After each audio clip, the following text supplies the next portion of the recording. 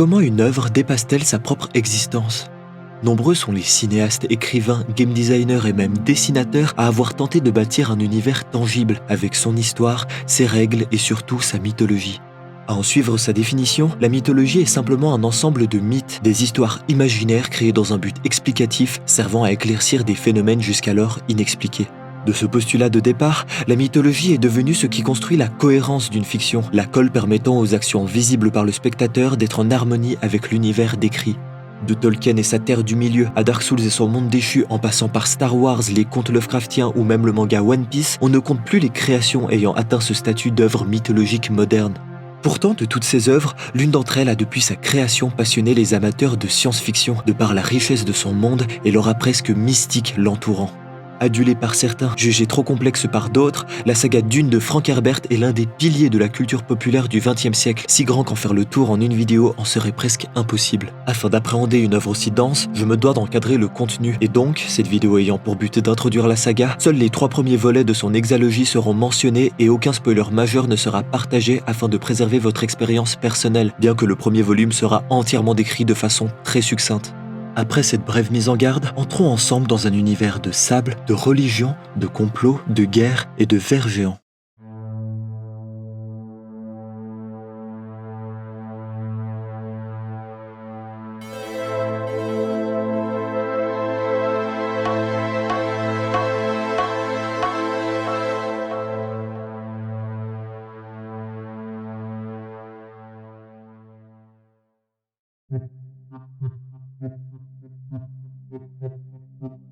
Dune est donc une saga de science-fiction initiée en 1963 et dont le cycle originel de 6 volumes s'éclot en 1985, un an avant la mort de son auteur Frank Herbert. Herbert est un ancien photographe de la Seconde Guerre mondiale ayant commencé à écrire des nouvelles dès son retour de la guerre, mais surtout qui a publié en 1956 un roman psychologique baptisé en français Le Dragon sous la mer, décrivant une guerre dans un futur proche où des ressources comme le pétrole seraient une cause de conflit et y seraient pillées par des sous-marins futuristes. Vue d'un œil actuel, cette œuvre dystopique pourra être vue comme malencontreusement visionnaire, mais à son époque, le roman ne fut malheureusement pas un succès commercial pour l'auteur. Néanmoins, des thèmes comme le pillage de ressources et la psychologie seront centraux dans son œuvre suivante ayant demandé 6 ans de recherche, le premier volume de la saga Dune.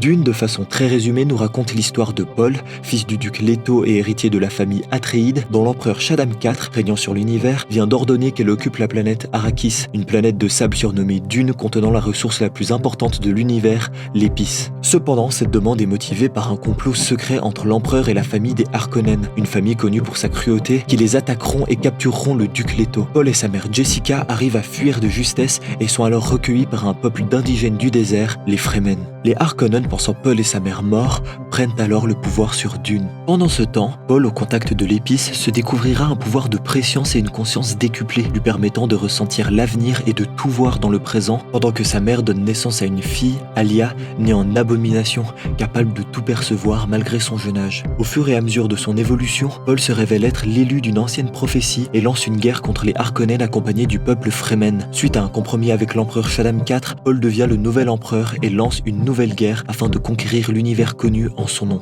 Les 2 livres suivants, Le Messie de Dune et Les Enfants de Dune, aborderont l'impact de Paul étant devenu une sorte d'entité divine ravageuse à la fin du premier volume et verront son monde évoluer avec les décisions prises dans ce premier livre. 3 adaptations audiovisuelles ont existé. Le film de David Lynch dont le Fossoyeur de film a déjà parlé, étant un film captivant de par son charme malgré ses problèmes apparents, et 2 séries adaptant les 3 premiers livres sur lesquels j'ai eu la chance de mettre la main et qui sont étonnamment de très bonnes adaptations malgré une direction artistique parfois discutable. Je reviendrai dessus dans une prochaine vidéo sûrement. Finalement, la prochaine adaptation sera celle de Denis Villeneuve, très attendue par les fans depuis son annonce et qui sortira fin 2021 si elle n'est pas encore une fois reportée. L'histoire d'un héros exilé revenant ensuite prendre le pouvoir du premier Dune rappelle bien sûr le Roi Lion, étant lui-même inspiré du roi Léo d'Osamu Tezuka, lui-même inspiré de la pièce Hamlet de Shakespeare, elle-même inspirée de la tragédie espagnole de Thomas Kyd. Cet aspect rappelle la théorie du monomythe de Joseph Campbell, théorie selon laquelle la plupart des mythes raconteraient plus ou moins la même histoire selon une structure universelle appelée le voyage du héros. Cette structure se compose en 3 actes principaux. Le premier s'appelle le départ, contenant le monde ordinaire, soit la situation initiale, la l'appel à l'aventure, soit le problème ou le défi à relever, ainsi que la peur de l'aventure qui sera passée outre grâce à un mentor. Le seuil sera ensuite passé vers l'aventure en question, amenant au deuxième acte appelé l'initiation, qui sera l'acte où le héros rencontrera ses alliés, ses ennemis, ainsi que ses premières épreuves à surmonter. Cet acte se termine par l'épreuve ultime que le héros devra surmonter à ses risques afin de parvenir au but de sa quête. Finalement, l'acte du retour, le dernier acte, décrira le retour du héros à sa situation initiale, changée par l'expérience de la quête qu'il aura entrepris précédemment. Star Wars, Harry Potter, Le Seigneur des Anneaux ou encore Retour vers le futur ne sont que peu d'exemples d'applications plus ou moins libres de cette théorie, consciente ou non. Il est apparent que Dune a joué un rôle essentiel dans la genèse de la saga Star Wars par exemple, avec ses complots géopolitiques dans la prélogie, la planète de sable ou les guerriers mystiques soumis à une religion interstellaire. Cependant, il est bon de rappeler que cet aspect cyclique dans la façon de raconter des histoires n'enlève rien à la qualité des œuvres citées, celle-ci étant intéressante pour la façon dont elles appliquent ces règles et dans la multitude d'idées renforçant leur univers, qui lui est purement original. Une œuvre peut être proche du monomythe tout en ayant une mythologie propre et inégalable. Dune en est l'exemple probant.